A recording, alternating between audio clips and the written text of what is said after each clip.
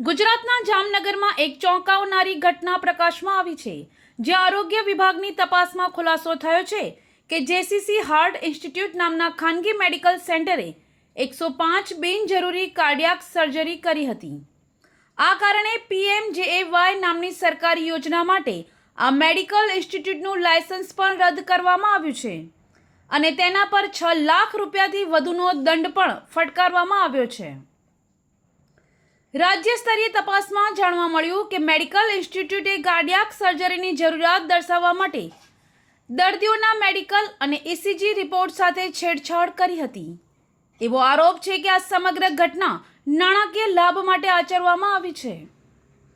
Medical ઇન્સ્ટિટ્યૂટે તેના cardiologist doctor પાર્શ્વ વોરાને suspend કરી દીધા છે। મેનેજમેન્ટને અંધારામાં રાખી અને મેનેજમેન્ટને કોઈ પણ જાણ કર્યા વગર જ આ વસ્તુ કરેલ છે। અમને જ્યારે ખબર પડી ત્યારે અમને તો એવી ખબર પડી કે અમારું હેમ પોર્ટલ એને સસ્પેન્સ કરી દીધું છે આને કારણે, અને અમે એ જ દિવસથી અમે એમને ત્યાં અમારી હોસ્પિટલમાંથી સસ્પેન્સ કરી દીધા છે। આ કૌભાંડ બાદ સંસ્થા બંધ કરી દેવામાં આવી છે। જો કે જેસીસી હાર્ટ ઇન્સ્ટિટ્યૂટે એક પત્ર જારી કરીને જણાવ્યું છે કે ડોક્ટર વોરાએ સંસ્થાને અંધારામાં રાખીને આ કાર્ય કર્યું હતું। ડોક્ટર વોરાએ આ માટે માફી પણ લખી છે।